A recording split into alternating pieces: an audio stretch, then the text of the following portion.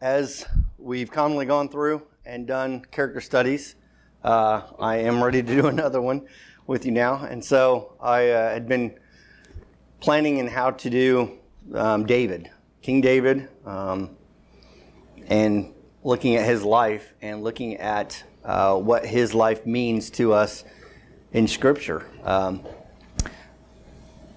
Ironically, or interestingly, he is probably the second most named person that you'll find in the Bible, save Jesus himself. So there's obviously a lot of regard for him, a lot of information about him. We've noted that Abraham is possibly the most prominent figure in human history because of the religions that lead back to him, not just Christianity and Judaism, but other religions, Islam, namely Muslim, that will name Abraham as the father of Ishmael and the father of their religion as well. And so he himself holds a very high regard, maybe even higher than Jesus Christ himself in some other belief systems. So when we come to David, there's a lot spoken of him. Not just a book that's dedicated to him, and not just a book that he wrote either. So we kind of have to do some study and some diving into the areas that we'll find him. You'll find him spoken of in 1st and 2nd Samuel mainly. You'll find him a little bit there at the beginning of Kings, 1st Kings. But then in 1st and 2nd Chronicles, you'll see his life spoken of again. But then, obviously, many of us know that his writings show up a lot in Psalms. Many of the Psalms are written by David. And then many of the prophets, and even in the New Testament scriptures, will look back at David. And so, with all of that in mind, I wanted to not try to pin it all into 1 hour, pin it all into one sermon or one message today. So today, I really just want to look at his life. And so I guess if I had a title for this, it would be The Life of David. I'm going to be looking at the events of his life, basically. Maybe the stories. And some of this may be common to you. Maybe it's just repetitive. Maybe it's things that you've heard but many years ago. A lot of times we don't study David specifically, but we may know some of the big stories that come from his life. And so we'll look at those, maybe some others that aren't so pronounced or so common. And then hopefully in the next week or weeks to come, we'll look more at the meaning of it all. And I really want to kind of look at, if I look at his life today, I think the future ones will be the legacy of David, basically. So the life and legacy of David is kind of where I was going with this. So where does David start, right? Where do we first hear about him? Well, if you remember a few months back, I did one on Samuel, and Phil did one on Ruth. And at the end of the book of Ruth, if you want to turn there, Ruth chapter 4, this really is the first time he's mentioned, but to kind of get a history, the Bible is littered with genealogies, sometimes to the extent that we don't want to read through them, especially when you get into the Chronicles. But when we read Matthew 1 and it lists the genealogies of Jesus Christ, we go back and we look through those and we're like, oh, okay, I want to understand this more and I want to know, where did Jesus come from? What was the lineage? And then when you trace it back through the Old Testament scriptures and you find more of the details surrounding just the names, right? So everybody that had a name had a life. And the other side of it is there's many people who had lives that didn't have names listed in the book that we read. And so, as I said, Phil went through the book of Ruth, or a character study of Ruth. And in the last verses there, in chapter 4, it says, now these are the generations of Pharez. Pharez begat Hezron. Hezron begat Ram, and Ram begat Amminadab. And Amminadab begat Nahshon. I'm sorry, I skipped down below that. But Amminadab begat Nahshon. Nahshon begat Solomon, and Solomon begat Boaz. Boaz begat Obed. Obed begat Jesse, and Jesse begat David. I'll go back up again to the beginning, or verse 17, and this is where Ruth has a son. The women, her neighbors, gave it a name, saying, there is born to Naomi, which is Ruth's mother-in-law, and they call his name Obed. He is the father of Jesse, the father of David. Okay, so what we have here is David being named, if you will, as the grandson of, or great-grandson of Boaz and Ruth. His grandfather being Obed, his father being Jesse. All right? So that's kind of the chronology, the genealogy, whatever you want to say for it, that gets us to the life of David. As I went through and did a study of Samuel, a lot of Samuel's life, Samuel being a prophet, he was the first to anoint the first kings of Israel, being Saul and then David. And so we briefly looked at that a couple months ago, looking at Samuel's life. And so we're going to spend some time, like I said, here in the book of 1 Samuel and 2 Samuel, looking at the details and some of the stories that, again, you may be more familiar with, you may be maybe aren't so familiar with. Maybe you didn't have a church background, as it were. And so I just maybe want to do an overview, really just look at some of the things that we can bring out later and kind of lay a basis or a foundation for stuff that we'll probably come back to and look at the why of it or what that meant kind of thing in a future lesson. So what do we know then about David? Or what can we find out about David? Well, if we go to 1 Samuel chapter 16, Saul has been anointed as the king, and he does not live up to his duties as the king. And God, before he even anointed Samuel, or before he told Samuel to anoint Saul, basically said, this isn't my choice, but I'm going to give the people what they want.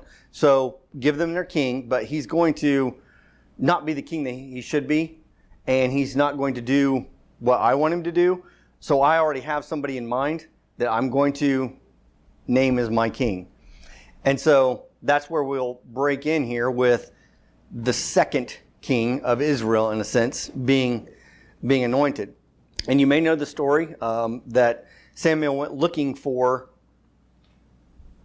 Jesse, a sheep herder, and he was told, you need to go find this man, and his son will be, I will show you who I want to be his king, be the next king. And so we'll just read it. It's a couple chapters here that we're going to probably read quite a bit of, just to kind of get more of the details, and so we don't miss some of the points that we might be able to come back to later. So 1 Samuel chapter 16, the Lord said unto Samuel, how wilt thou mourn for Saul, seeing as I have rejected him from reigning over Israel? Fill thine horn with woe, and go, I will send thee to Jesse the Bethlehemite, for I have provided me a king among his sons. And Samuel said, how can I go? If Saul hear it, he will kill me. And the Lord said, take an heifer with thee, and say, I am come to sacrifice to the Lord, and call Jesse to the sacrifice, and I will show thee what thou shalt do. And thou shalt anoint unto me him whom I name unto thee. And Samuel did that which the Lord spake, and came to Bethlehem. And the elders of the town trembled at his coming, and said, comest thou peaceably? And he said, peaceably. I am come to sacrifice unto the Lord. Sanctify yourselves, and come with me to the sacrifice. And he sanctified Jesse and his sons, and called them to the sacrifice. And it came to pass, when they were come, that he looked on Eliab, and said, surely the Lord's anointed is before him. But the Lord said unto Samuel, look not on his countenance, or on the height of his stature, because I have refused him. For the Lord seeth not as man seeth. For the man looketh on the outward appearance, but the Lord looketh on the heart. And it's interesting because that's basically what happened with Saul. Saul was this very good-looking, tall man. He looked like he was built to be a leader, and that's what they had. So everybody could kind of come around him with that. And so here, Samuel, thinking, oh, well, we're just going to go through this again, kind of assumes that it's going to be Eliab there. Then Jesse called Amminadab and made him pass before Samuel. And he said, neither hath the Lord chosen this. Then Jesse made Shammah to pass by. And he said, neither hath the Lord chosen this. Again, Jesse made 7 of his sons to pass before Samuel. And Samuel said unto Jesse, the Lord hath not chosen these. And Samuel said unto Jesse, are here all thy children? And he said, there remaineth yet the youngest, and behold, he keepeth the sheep.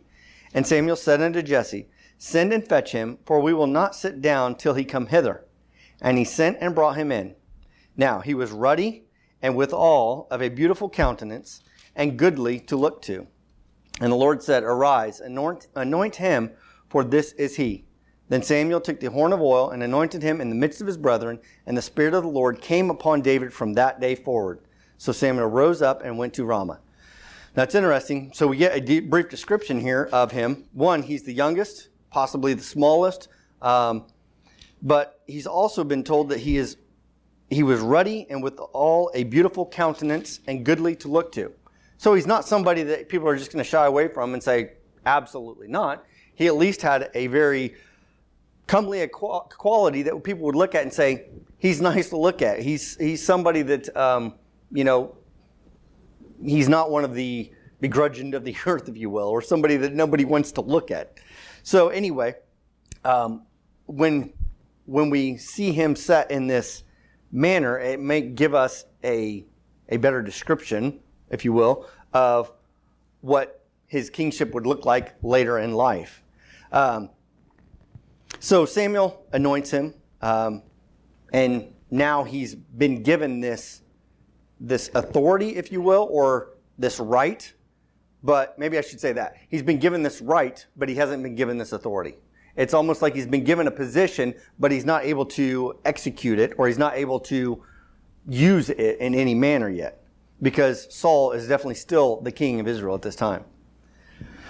But the interesting thing is this very next verse. So we look back at verse 13. It says, he took the horn of oil and anointed him in the midst of his brethren, and the Spirit of the Lord came upon David from that day forward. The next verse says, but the Spirit of the Lord departed from Saul, and an evil spirit from the Lord troubled him.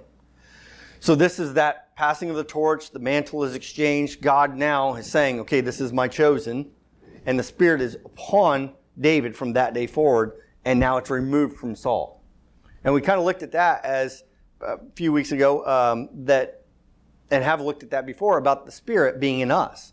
That it's not removed in the same way, right? We're given the Spirit, and the Spirit indwells us completely, and he doesn't come and go like he did with them in the Old Testament.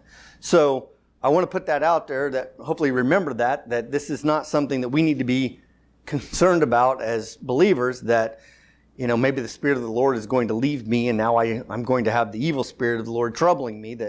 That's not how the body of Christ works today. So just that little caveat there. So in verse 15 it says, and Saul's servant said unto him, behold, now an evil spirit from God troubleth thee. Let our Lord now command thy servants, which are before thee, to seek out a man who is a cunning player on an harp. And it shall come to pass, when the evil spirit from God is upon thee, he shall play with his hand, and thou shalt be well. And Saul said unto his servants, provide me now a man that can play well, and bring him to me. Then answered one of the servants and said, behold, I have seen a son of Jesse the Bethlehemite, that is cunning in playing, and a mighty valiant man, and a man of war, and prudent in matters, and a comely person, and the Lord is with him. Now, we have to look at this and understand there's probably some time that's passed, right? Obviously, in the previous verses, we don't know who David is. He's just been anointed, and yet now somebody says that they know him, and that he's valiant in war. He's a valiant man of war, prudent in matters, and a comely person. So, again, some of the chronology doesn't just play out like what we would read maybe in a normal novel. So just let that be what it is. But just know that now, as Saul's going through this, David's going to come and minister to him. So it says, wherefore Saul sent messengers unto Jesse and said, send me David thy son, which is with the sheep. And Jesse took an ass laden with bread and a bottle of wine and a kid, and sent them by David his son unto Saul. And David came to Saul and stood before him, and he loved him greatly. Keep that in your minds. And he became his armor bearer. And Saul sent to Jesse, saying, let David, I pray thee, stand before me, for he hath found favor in my sight. And it came to pass, when the evil spirit from God was upon Saul, that David took an harp and played with his hand. So Saul was refreshed and was well, and the evil spirit departed from him. Now, I don't want to just state that this portion that we just read would flow somewhere later, but it might read better if it actually followed the next storyline of David and Goliath, which happens in the next chapter, really. if we read through, and I don't know how much of it we'll read necessarily, but as we read through that, we'll see that, again, David is kind of not known to Saul later on, but here he's his armor bearer. So again, trying to grasp all of the chronology as we're looking at the life of David, we kind of have to piece things together that may seem out of place to help us understand what he went through in a way. And so we'll just move into chapter 17. It says, "Now the Philistines gathered together their armies to battle, and were gathered together at Shokak, and which belongeth to Judah, and pitched between Shokak and Azekah, and Ephes-Dammim. And Saul and the men of Israel were gathered together and pitched in the valley of Elah, and set the battle in array against the Philistines. And the Philistines stood on a mountain on the one side, and Israel stood on the mountain on the other side, and there was a valley between them." So if you can get that picture here, we have two armies on two sides of a valley, if you will, standing on their mountains, looking across at each other, but they have a valley they have to cross over to be able to get to one another. "And there went out a champion out of the camp of the Philistines named Goliath of Gath, whose height was 6 cubits and a span." Now, we don't really use cubits too much, but from my memory, I didn't really look it up this time, but I think a cubit is roughly 18 inches. Maybe somebody can help me with that if they know. And a span, I want to say maybe it's about 6 inches. If I remember, I think it's the span of a hand, roughly. So if you had somebody whose height was 6 cubits, at 1.5 feet, that's 9 feet, and a span, so 9 feet 6 inches, roughly. So it's a pretty big guy. Most of our ceilings are only 8 feet tall in our houses, so he's a foot and a half taller than just your living room ceiling, unless you have the tall ceilings, and then he's basically scraping his head on that too. So he's going to be a big guy, and I'm sure the rest of his body flowed with it. He wasn't just a tall, skinny guy like what maybe we've seen in the NBA or somewhere else. "He had a helmet of brass upon his head, and he was armed with a coat of mail, and the weight of the coat was 5,000 shekels of brass."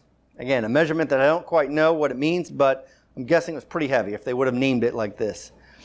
"And he had greaves of brass upon his legs, and a target of brass between his shoulders. And the staff of his spear was like a weaver's beam, and his spearhead weighed 600 shekels of iron, and one bearing a shield went before him." So that's kind of interesting. He is completely laden with all this heavy armor, right? Got huge stuff. He's 9'6", and yet he's got somebody going before him with a shield. How would it be that guy, right? "And he stood and cried unto the armies of Israel, and said unto them, Why are ye come out to set your battle in array? Am not I a Philistine, and ye servants to Saul? Choose you a man for you, and let him come down to me. If he be able to fight with me and to kill me, then will we be your servants. But if I prevail against him and kill him, then shall be your servants. Then shall ye be our servants and serve us. And the Philistines said, I defy the armies of Israel this day. Give me a man that we may fight together. And when Saul and all Israel heard these words out of the Philistine, they were dismayed and greatly afraid." So here we see, again, this battle setup, and they're yelling across the mountain. Basically, he's yelling to them, and they're hearing him, and they're being afraid just by what he's yelling at them across this valley, right? But again, they can see across there and see the size, and possibly they can see the little guy standing next to him and go, okay, that's how big he is, right? They see his armor bearer before him. Now David was the son of that Ephrathite, of Bethlehem, Judah, whose name was Jesse, and he had 8 sons. And the man went among men for an old man in the days of Saul. Basically, the brothers were out there, and David goes out to them, and he goes to them while they're in battle, right? To check on them, to give them provision, right? I don't know how close this is to where they are, but guys are running out of food probably. They need sustenance. Or maybe he just misses his brothers. If he's the youngest of 7 or 8 brothers and he's left behind, he may want to go out there and see the older brothers there. So it says the 3 eldest sons of Jesse went and followed Saul to battle. And David went and returned from Saul to feed his father's sheep at Bethlehem. And the Philistine drew near morning and evening and presented himself 40 days. And Jesse said unto David his son, take now for thy brethren this food and camp. And in verse 19 it says, now Saul and they and all the men of Israel were in the valley of Elah fighting with the Philistines. And David rose up early in the morning and left the sheep of the keeper and took and went. And Jesse had commanded him. And he came to the trench, and the host was going forth to fight and shouted for the battle. For Israel and the Philistines had put the battle in array, army against army. David left his carriage in the hand of the keeper of the carriage and ran into the army and came and saluted his brethren. So in the middle of this fight, as it were, it appears, he's going to them. I don't know if there's ranks and different layers of this where he's not necessarily right in the middle of the fight, but they're basically having this conversation. As he talked with them, behold, there came up the champion, the Philistine, Goliath by name, out of the armies of the Philistines, and spake according to the words, and David heard them. And all the men of Israel, again, when they saw the man, fled from him and were sore afraid.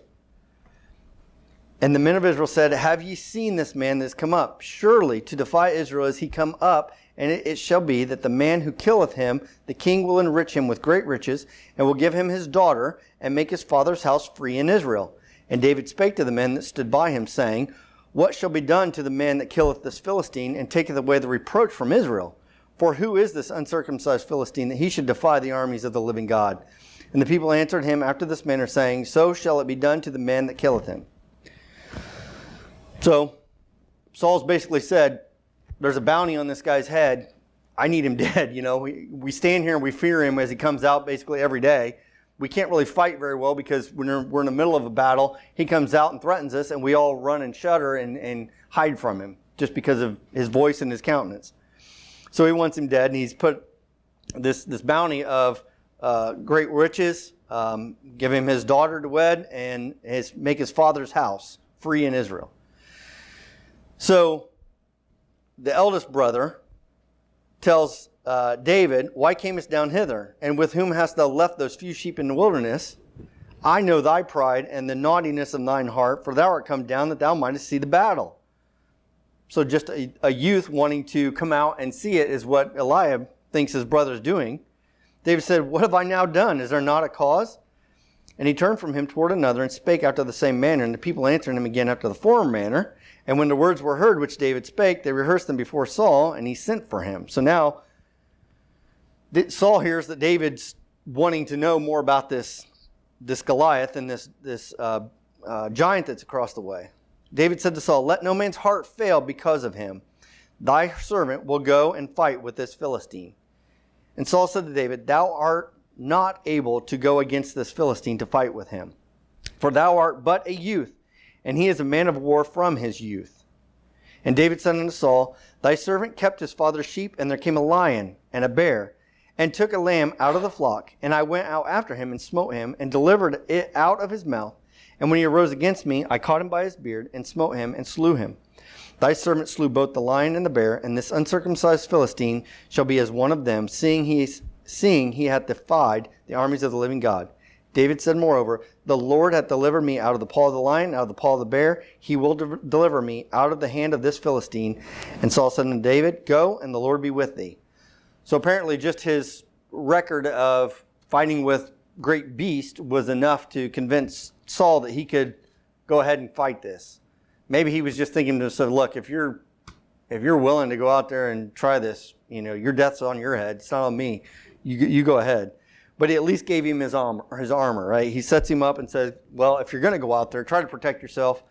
I don't want to have to take you back to your dad, basically, your body. So he says, Saul armed David with his armor, and he put his helmet of brass upon his head. He also armed him with a coat of mail.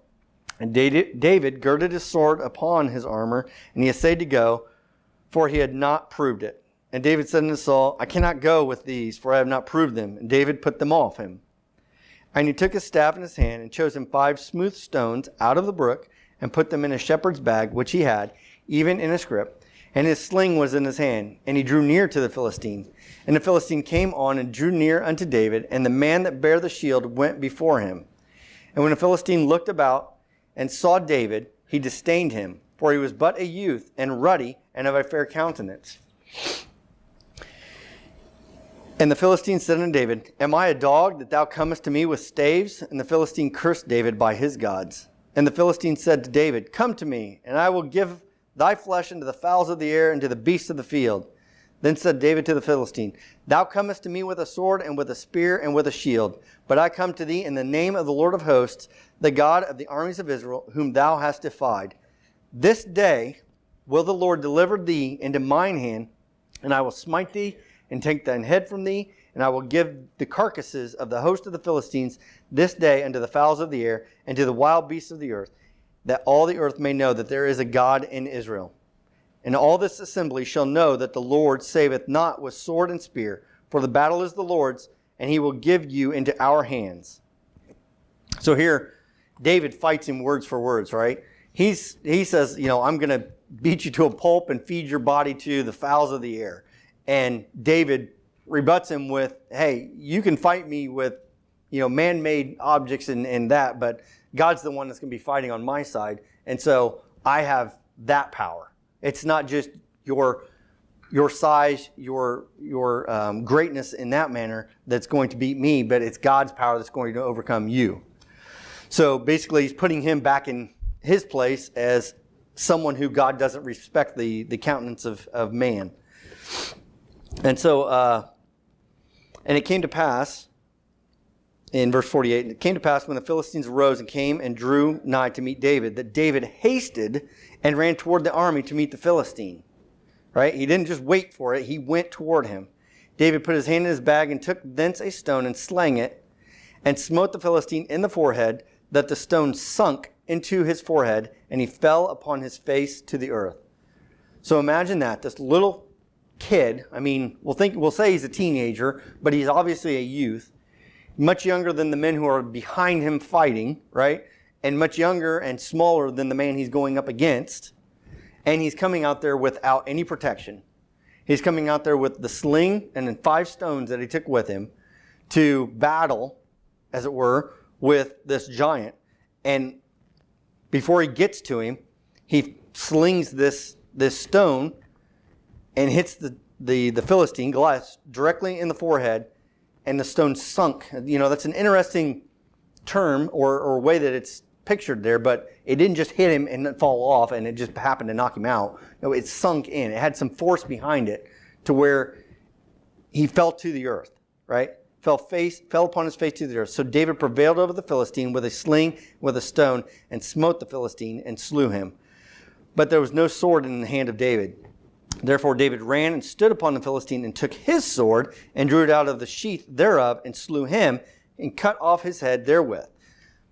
I don't know what point the death was. I think it happened when the stone sunk into his forehead. But nevertheless, he goes there and cuts off his head. More as a trophy, more as a symbolism to show them and to take back to Saul later, we'll see. But the Philistines, it says here, when the Philistines saw their champion was dead, they fled. If they were standing back however far away and they just saw him fall to the earth, they may think he just tripped and he's going to get back up. David proves to them, no, this is done. And he cuts off his head with his own sword. Remember back, this wasn't a small sword either. This was a pretty big sword that David was able to somehow maneuver enough to cut off this man's head, giant's head. And so where were we? In verse 51. Therefore David ran and stood upon, 52. And the men of Israel and of Judah arose and shouted and pursued the Philistines until thou come to the valley and to the gates of Ekron. And the wounded of the Philistines fell down by the way to Sharaim, even unto Gath and to Ekron. And the children of Israel returned from chasing after the Philistines, and they spoiled their tents. And David took the head of the Philistine and brought it to Jerusalem, but he put his armor in his tent. So he took the spoils of the giant. Now he's got the giant's armor and his weapons, and he took the head back to Jerusalem. Again, gruesome as it is, this is the way battle was dealt with back then. It was a way to prove that they had overcome their enemy, and it was a way to further grow their own strength and their forces. If they would take the spoils, if they were killing somebody, they were taking the weapons that they had and the armor so that they didn't have to craft their own and create their own, so they had to take that back with them in a way. But it also was, again, sometimes for trophy's sake, sometimes to prove later on when you're telling a story, yeah, I killed the giant, Goliath, the Philistine? No, you didn't. You were just a kid back then. You couldn't have done it. You were only 15, 18 years old at the time. How could you have done it? Well, here's his armor. That kind of thing is what some of those might have been for. So in verse 55, when Saul saw David go forth against the Philistine, he said unto Abner, the king, or the captain of the host, Abner, whose son is this youth? So it's interesting here, he's asking, who is this? And Abner said, as thy soul liveth, O king, I cannot tell. And the king said, inquire thou whose son the stripling is. And as David returned from the slaughter of the Philistine, Abner took him and brought him before Saul with the head of the Philistine in his hand. And Saul said to him, whose son art thou, thou young man? And David answered, I am the son of thy servant Jesse the Bethlehemite. So again, going back to what we read there in chapter 16, where he came and played before him, either it was for a short time and he didn't recognize him now in a different circumstance. Now he's out on the battlefield and he's not expecting this guy who had been in his kingdom or in his chambers. Or again, maybe there's some change there. And now later on was where he would come and be he would play music for him, right? Anyway, all that to say, we're going to change gears a little bit now, right? We've seen two stories maybe that we know. We've seen the anointing of David. Now he's going to be the next king, but he hasn't been given that authority. Saul is definitely still the king. And we see David and Goliath. Huge story. You hear it talked about everywhere. I was listening to a basketball game last night, and that was brought up. David and Goliath, right? It was the underdogs against the great, right? And so it's used everywhere. But how many of those details are left out? How many of those things that mean something to the nation of Israel and to their purpose and their program do we overlook just because it's an amazing story to read about? Just because we think, oh, wow, God worked in this miraculous way to provide and to care for his chosen person. Well, he did, most definitely. He was with David from that time forth, from when he anointed him. But it's because David went with confidence, right? David didn't shudder at all when he had the opportunity to face the giant. And everybody else, including Saul, who had been anointed by God, shuddered and fled and did not want anything to do with him. So that is a part of David's character, a part of how we'll consider David in his life, and maybe even further into his legacy later on. So in chapter 18, it came to pass when he had made an end of speaking unto Saul that the soul of Jonathan was knit with the soul of David. We haven't read much about Jonathan, but Jonathan is Saul's son, one of Saul's sons. And Jonathan loved him as his own soul, loved David as his own soul. And Saul took him that day and would let him go no more to his father's house. Then Jonathan and David made a covenant because he loved him as his own soul. And Jonathan stripped himself of the robe that was upon him and gave it to David and his garments, even to his sword and to his bow and to his girdle. And David went out whithersoever Saul sent him and behaved himself wisely. And Saul set him over the men of war, and he was accepted in the sight of all the people and also in the sight of all of Saul's servants. And it came to pass as they came, when David was returned from the slaughter of the Philistines, that the women came out of all cities of Israel, singing and dancing to meet King Saul with tabrets and with joy and with instruments of music. And the women answered one another as they played and saith, Saul hath slain his thousands and David his 10,000s. So it's very interesting here. We go from the battle with the Philistines. He defeats Goliath. He's put in charge or into the army to fight for Saul, and he goes out and does amazing things. And it's interesting the way it states there in verse 5. David went out whithersoever Saul sent him and behaved himself wisely. And he set him over the men of war, and he was accepted in the sight of all the people and also in the sight of Saul's servants. So here's somebody who's just been promoted in an amazing way. Just like it had said was going to happen. Whoever kills the Philistine is going to get all these great riches. He's going to get the king's daughter, and his father's house is going to be free in Israel. And so this is kind of just some of those things being talked about and coming to fruition for David. But interesting, and also we looked briefly there at Jonathan, and if we go into more depth with it, we can see Jonathan and David had this friendship that was really like no other. I think it even says in one of them that Jonathan, it was either Jonathan loved David or David loved Jonathan almost more than he loved a woman. And like that, they just had this common care for one another as brothers in a way, probably because they were up nearly the same age. They were under Saul's authority, if you will, but also, I mean, obviously Jonathan was Saul's father, but they kind of lived together. He brought him in and put him in the home with them. And so in a way, they were just doing everything together. And they just had this common friendship, so much that they made this covenant. And we'll see later that it's that friendship and that covenant that in a way protects David in many ways, and keeps him alive. So we go back to verse 8, having seen that everything David has done for Saul as the king. He's defeated his arch nemesis. They've defeated the great Philistines, who Saul had gone out to battle with. And now he's brought him in, and he's defeated many others in wartime activities, right? And so now as they come back in, everybody recognizes that Saul is the great king, and he's slain thousands. But they also recognize that David, who he's put in authority over everybody in the armies, has slain thousands or tens of thousands, I think is how it says it, right? Has slain his thousands, and David his 10,000s. So Saul loved David, loved having him. He was doing everything great for him. But it says in verse 8, and Saul was very wroth, and the saying displeased him. And he said, they have ascribed unto David 10,000s, and to me they have ascribed but thousands. And what can he have more but the kingdom? So here he's realizing everything's lost. The whole reputation is gone. I'm the king.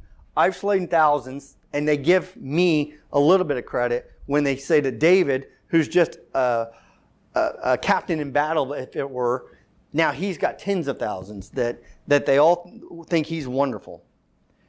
Both of these men were good-looking men, were leaders in their own right, one being given the authority over Israel and holding that, the other one being given the authority but not yet coming to that level, but yet he's this silent leader, if you will, because he's just doing everything he should be doing. As it said there, he went about, behaved himself wisely, and so he's risen through the ranks, just doing what he's supposed to do. Everything that Saul asked him to do, he did it. And he did it with great success because God was on his side. And then now it comes with great fanfare. And Saul doesn't like it. And it came to pass that the evil spirit from God came upon Saul, and he prophesied in the midst of the house. And David played with his hand as at other times, and there was a javelin in Saul's hand. And Saul cast the javelin, for he said, I will smite David even to the wall with it. And David avoided out of his presence twice. Twice it records this happened. So, loved him. He was doing everything for him, and now he wants to kill him. Throws a javelin at him while he's playing music for him, while he's trying to calm him. He's trying to, do everything right for Saul, and here he's flipped a switch, right? Now he's trying to kill him because of his reputation, because he's not slaying the 10,000s that everybody, is saying about him. He's only slaying the 1,000. In verse 12, and Saul was afraid of David because the Lord was with him and was departed from Saul. So it's interesting that Saul actually recognized this. Therefore Saul removed him from him and made him his captain over 1,000. And he went out and came in before the people. And David behaved himself wisely in all his ways, and the Lord was with him. Wherefore, when Saul saw that he behaved himself very wisely, he was afraid of him. Now, the interesting thing about Saul's life, and I don't really want to get into his life too much, is how poorly he for a while, he had God with him. He had the Spirit of the Lord upon him. He was doing things right. He was making right decisions. And then, I don't know if it's his pride necessarily, or just the lust of being great, whatever, overtakes him. And he makes poor, terrible decisions. And now it just kind of keeps happening. He's in this, more or less, this downward spiral. Now, granted, God said that the things that Saul's going to do, he kind of prophesied it through Samuel, that he was going to be a bad king. So they really could have seen it coming in a sense. But nevertheless, it just continues to play out here with Saul and David. Again, at one point, Saul and David love one another, and they're great together. And yet now, because of this, it's not even a rift between them, it's just Saul's pride and his reputation is on the line. He hates David now. David hasn't done anything wrong to him. But all Israel and Judah loved David because he went out and came in before them. Saul said to David, "Behold, my elder daughter Merab, her will I give thee to wife. Only will thou be valiant for me and fight the Lord's battles." For Saul said, "Let not mine hand be upon him, but let the hand of the Philistines be upon him." So he had promised that whoever killed Goliath would get his daughter. So now he's offering his daughter here, but he does it with his own twist. He does it with a different motive in mind. He's like, okay, I'll let you have my daughter, but I'm going to put you where I want you to fight my battles for me, fight the Lord's battles. I want to put you out in front of the Philistines again. I want to put you in harm's way. I want to try and get you killed where I don't have to do it. Because he feared, but he just thought, well, maybe by chance he'll get killed in battle. Even though he knew the Lord was with him, was with David. David said to Saul, "Who am I? What is my life or my father's family in Israel that I should be son-in-law to the king?" And it came to pass when the time where Merab, Saul's daughter, should have been given to David, she was given unto this other man. And Michal, Saul's daughter, loved David. And they told Saul, and this thing pleased him.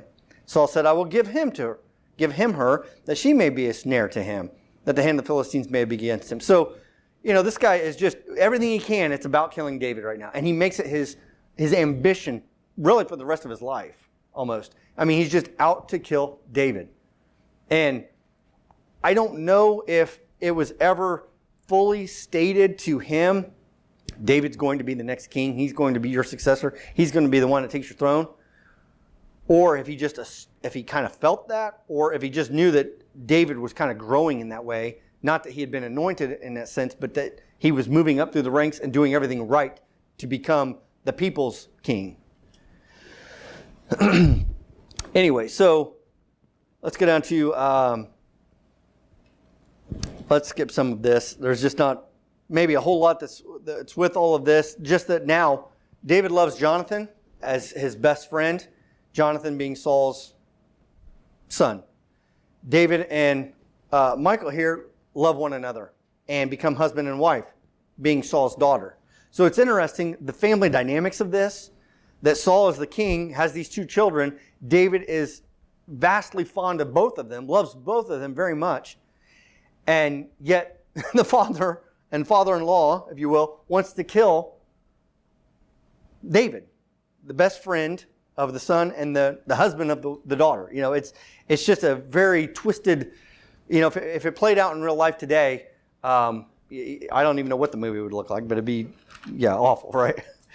So as we see this kind of, this change, if you will, for the next, I want to say really through the end of the book. I didn't really write it down necessarily, but Saul is after David. David goes into hiding. David and Jonathan are still in contact with one another, so much so that David leaves and asks for, he was supposed to be, it was a special holiday, he was supposed to be at meat with Saul the king and Jonathan, and he requested to be gone because he was in fear for his life. He didn't want to sit at a table with Saul. The last time he sat with him, he threw a javelin at him.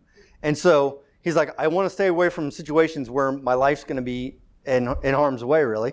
So he requests, hey, I'm going to go over here for 3 days. And I want to say he went back to his home country, if you will, to Bethlehem. And he tells Jonathan, just let your dad know that I'm going to be gone for 3 days. And if there was almost this this plan that, hey, when you say it to him, read what he looks like. Find out what his countenance is. Find out how he looks about this.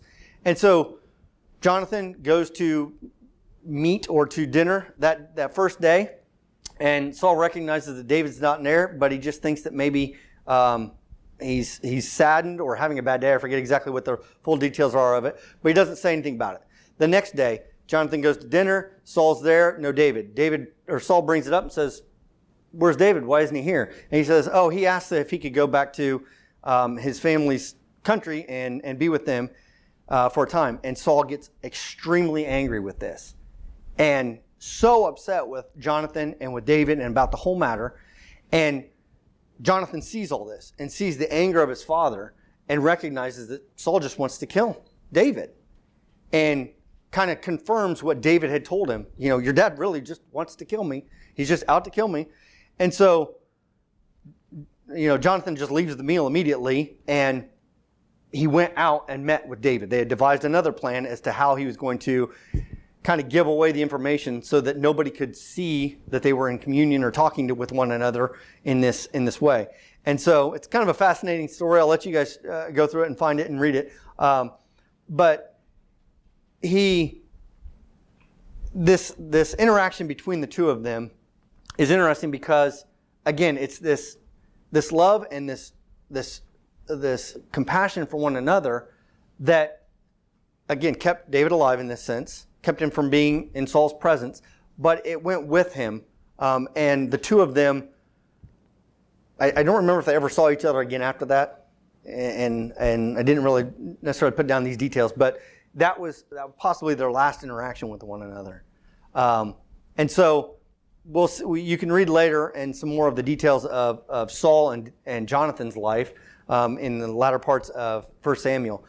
But that care for each other and that love for each other, again, was so deep and so profound. Again, that it's probably something like we would never understand, in many ways.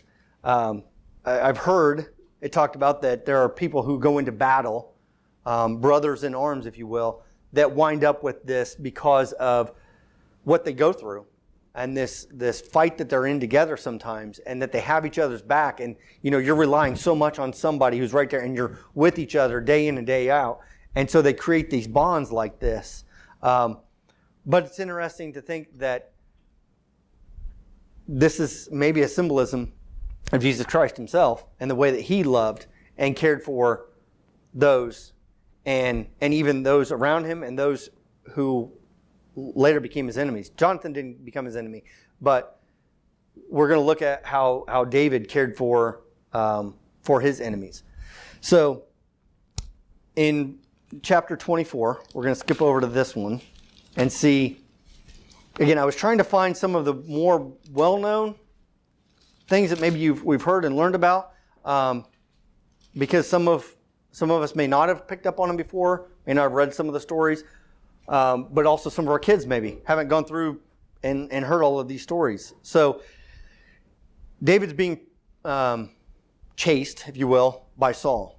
And David has an army with him in a way. I mean, he has hundreds of men, and they're out here in wilderness areas or in desert areas or in different areas hiding men, and it's interesting to think of the landscape and how all of this worked, that Saul would be chasing after him with thousands of men, and David with his hundreds of men, or maybe a few thousand, is avoiding, hiding out, staying away from them. Somehow they don't run into each other. But in chapter 24, we see that Saul has gone out and fought again with the Philistines. And it says in verse 1, "It came to pass when Saul was returned from following the Philistines, it was told him, saying, Behold, David is in the wilderness of En-gedi. Then Saul took 3,000 chosen men out of all Israel and went to seek David and his men upon the rocks of the wild goat." So it sounds like he's taking 3,000 men against, I don't remember how many David has with him, but maybe a few hundred men. But he's got a group of people out there, and they're in the wilderness with rocks. It doesn't sound like there's a lot of hiding places, but he's definitely going with the choice men, the chosen men out of all Israel. Basically the elite, right? He's taking the best of the best. And he came to the sheep cotes. By the way, there was a cave, and Saul went in to cover his feet, and David and his men remained in the sides of the cave. And the men of David said unto him, Behold, the day of which the Lord said unto thee, Behold, I will deliver thine enemy into thy hand, that thou mayest do to him as it shall seem good to thee. Then David arose and cut off the skirt of Saul's robe privily. And it came to pass afterward that David's heart smote him because he had cut off Saul's skirt. And he said unto his men, the Lord forbid that I should do this thing unto my master, the Lord's anointed, to stretch forth mine hand against him, seeing he is the anointed of the Lord. So David stayed his servants with these swords and suffered them not to rise up against Saul. But Saul rose up out of the cave and went on his way. And David also rose afterward and went out of the cave and cried after Saul, saying, my Lord the king. And when Saul looked behind him, David stooped with his face to the earth and bowed himself. So this whole thing plays out. David's hiding in this cave. He comes in there to basically relieve himself, and he cuts off the skirt of his robe as not a trophy, but as a proof, right? And then he feels bad about what he's done. Everybody's there with him saying, this is your chance, kill him. He's in the darkness. Nobody else knows that you're in here. You can kill him and get away with it. And he doesn't. And he does cut off the robe, but then he also, a little bit of the robe, but then he also feels bad for it. So Saul leaves and he yells to him, and when he turns and sees him, he bows to him. He recognizes that Saul is still the king. He is still the anointed of God, even though he's been anointed. Right? And David said to Saul, wherefore hearest thou men's words, saying, behold, David seeketh thy hurt. Behold, this day thine eyes have seen how that the Lord hath delivered thee today into mine hand in the cave. And some bade me kill thee, but mine eye spared thee. And I said, I will not put forth mine hand against my Lord, for he is the Lord's anointed. Moreover, my father, see the skirt of thy robe in my hand, for in that I cut off the skirt of thy robe and killed thee not. Now know thou and see that there is neither evil nor transgression in mine hand, and I have not sinned against thee, yet thou huntest my soul to take it. So he's just proving to him, look, I have no ill will toward you. I am not trying to hurt you. I don't want to kill you. The men around me, they said I could kill you. I don't want to kill you. You are the Lord's anointed. And he holds that in high regard. And you can see that later in another instance. But he proves to Saul, this is all one-sided. You're after me. I am not after you. I'm hiding from you. I'm trying to get away from you. And yet you persist and come after me. And I had chance to kill you and I didn't. And so we'll skip down to verse 16. It says, it came to pass when David had made an end of speaking these words unto Saul, and Saul said, is this thy voice, my son David? And Saul lifted up his voice and wept. And he said to David, thou art more righteous than I, for thou hast rewarded me good, whereas I have rewarded thee evil. Thou hast showed this day how that thou hast dealt well with me, for as much as when the Lord has delivered me into thine hand, thou killedst me not. For if any man finds an enemy, will he let him go well away? Wherefore the Lord reward thee good for that thou hast done unto me this day. And now, behold, I know well that thou shalt surely be king, and that the kingdom of Israel shall be established in thine hand. Swear now therefore unto me by the Lord, that thou wilt not cut off my seed after me, and that thou wilt not destroy my name out of my father's house. And David sware unto Saul, and Saul went home, but David and his men gat them up unto the hold. So here, they have their discussion. Saul recognizes and says, you're going to be the king. I recognize that finally. I get it. Just please vow that you won't kill my offspring, Jonathan, and some of the others that he has. And David swears to him. He's like, I'm not going to do that. We'll see. We're not going to get into it today. You can see later how David takes care of Saul's descendants.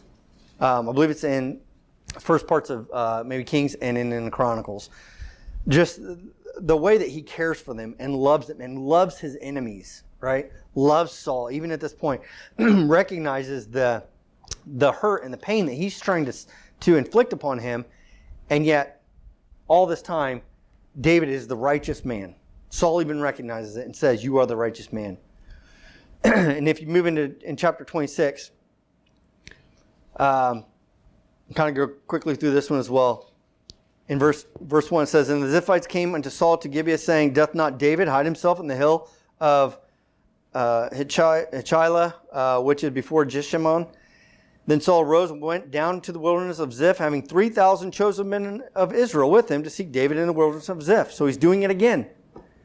Saul pitched in the hill of Hachilah, which is before Jeshimon. by the way, and David abode in the wilderness, and he saw that Saul came after him into the wilderness. And David therefore sent out spies and understood that Saul was come in very deed. David arose and came to the place where Saul had pitched, and David beheld the place where Saul lay, and Abner the son of Ner, the captain of his host. And Saul lay in the trench, and the people pitched round about him. So they've come and they've rested for the night. They're all laid down. Then answered David, said to Ahimelech the Hittite, and to Abishai, the son of Zeruiah, brother to Joab, saying, who will go down with me to Saul to the camp? And Abishai said, I will go down with thee. And David and Abishai came to the people by night, and behold, Saul lay sleeping within the trench, and his spear stuck in the ground at his bolster. But Abner and the people lay round about him. Then said Abishai to David, God hath delivered thine enemy into thy hand this day. Now therefore let me smite him, I pray thee, with the spear, even to the earth at once, and I will not smite him the second time. Abishai here is saying, I'll take care of this. You know, we had our chance back in the cave a while back. Now we've got our chance. He's asleep. There's people around him. Here's a spear. I will smite him in the earth, and I will not smite him the second time. It's only going to take once. I'll make sure the deed is done. And David said to Abishai, destroy him not, for who can stretch forth his hand against the Lord's anointed and be guiltless? David said furthermore, as the Lord liveth, the Lord shall smite him, or his day shall come to die, or he shall descend into battle and perish. The Lord forbid that I should stretch forth mine hand against the Lord's anointed. But I pray thee, take now the spear that is at his bolster and the cruse of water, and let us go. So David took the spear and the cruse of water from Saul's bolster, and they gat them away, and no man saw it nor knew it, neither awaked, for they were all asleep, because a deep sleep from the Lord was fallen upon them. Then David went over to the other side and stood on the top of the hill afar off, a great space being between them. David cried to the people and to Abner the son of Ner, saying, answerest thou not, Abner? Then Abner answered and said, who art thou that criest to the king? And David said to Abner, art not thou a valiant man? And who is like thee in Israel? Wherefore then hast thou not kept thy lord the king? For there came one of the people in to destroy the king thy lord. This thing is not good that thou hast done. The Lord liveth, ye are worthy to die, because ye have not kept your master the Lord's anointed. And now see where the king's spear is, in the cruse of water that was at his bolster.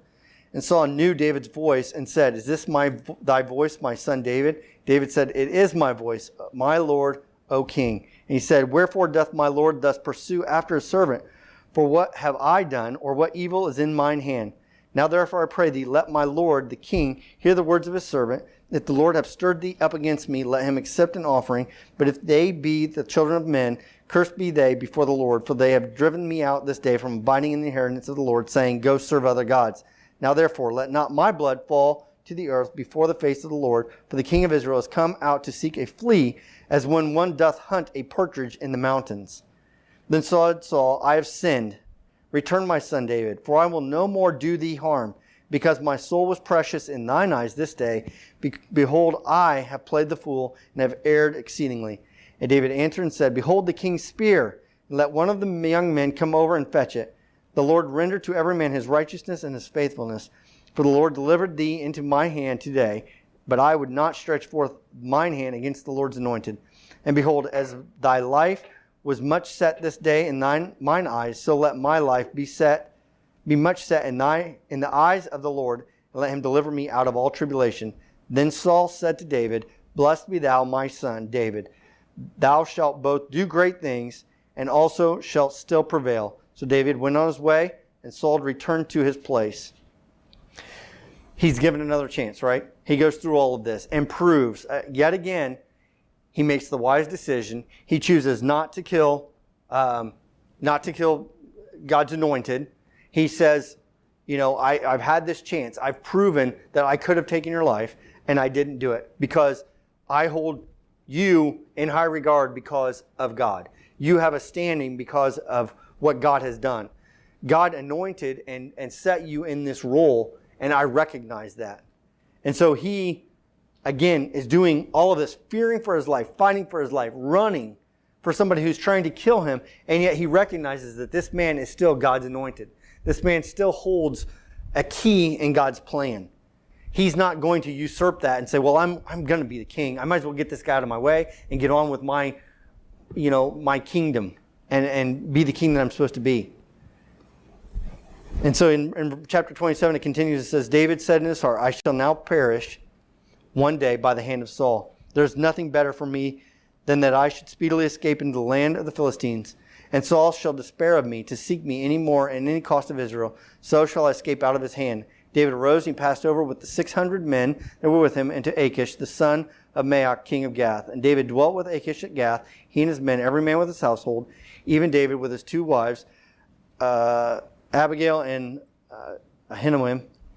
And it was told Saul that David was fled to Gath, and he sought no more again for him.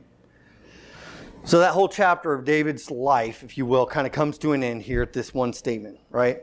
He's fearing for his life. He's running for his life. He does the right things. He does not kill Saul when Saul is out to kill him. And now finally, it states here, Saul finally recognizes it and gives up.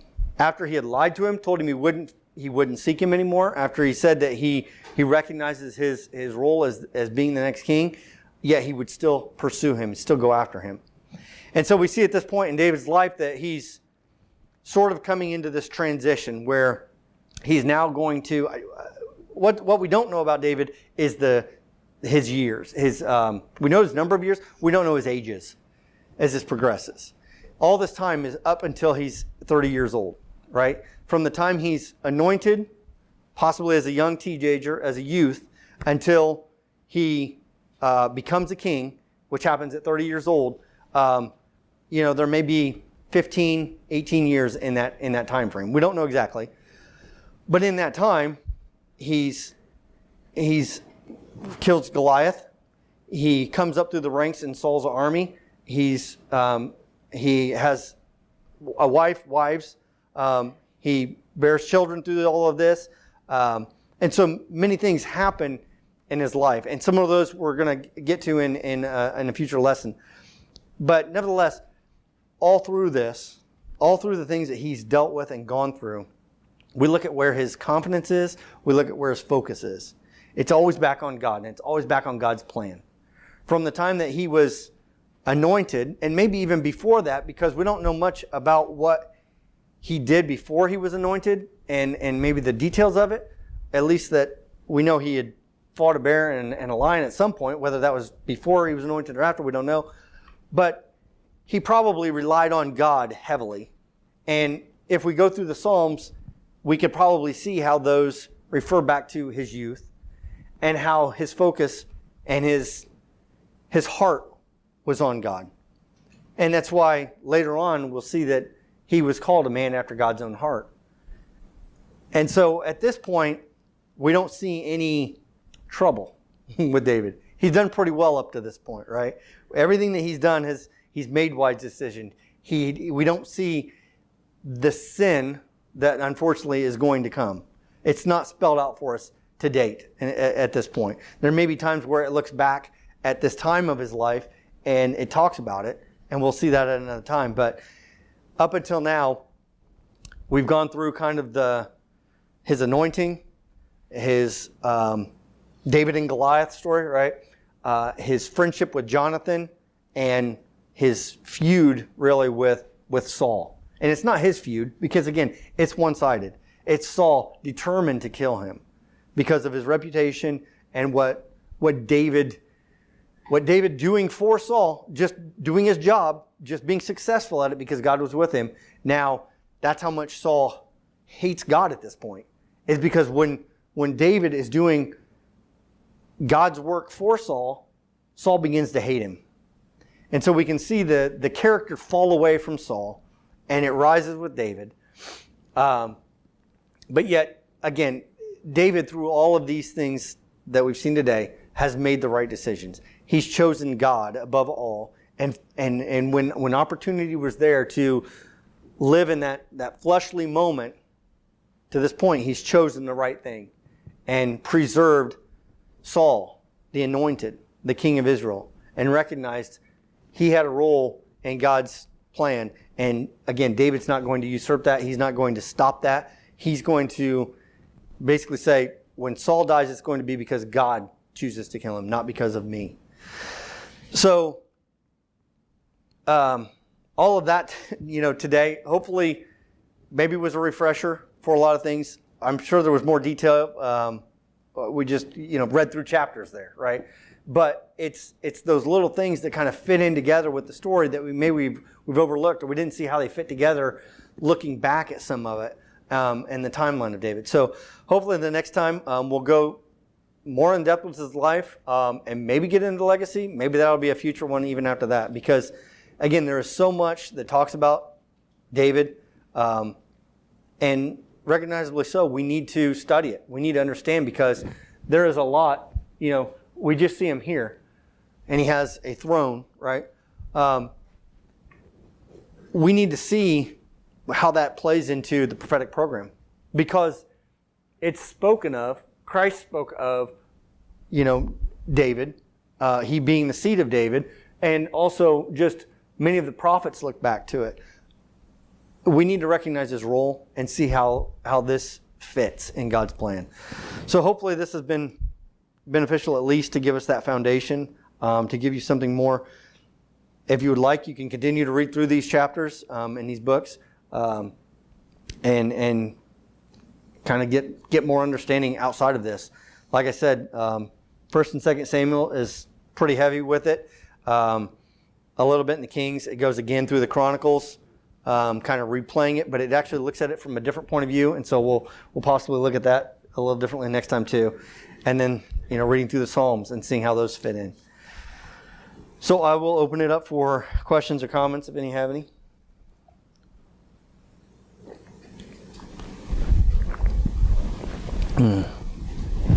All right. We'll close with a word of prayer. Oh, Lord God, we come before you, and we're thankful that you have written your word down for us, and that you have given it to us in this manner that we can study it. Sometimes we don't study it to the depths that we should, but I pray that we continue to strive for that, and to have the desire to seek to understand your purpose, your programs, and what you're doing today and what you've done in the past, so that we can understand more about you, God, and your care and your love for us, and to get a better understanding of who Jesus was, get a better understanding of you through all of this. And so I hope that going through a study like this will continue to grow in me, and to continue to grow in each of those who heard it today, that there's more to learn and to understand, and to see how your word fits together, to see how when we read and study sometimes in Paul's epistles, how it looks back to the Old Testament, and we need to understand some of those things more in depth to understand the real depth of Paul's letters to us, to understand our doctrine for today. So I pray that each one of us will study harder, study more with a desire and a fervent passion to understand you and your word. Amen.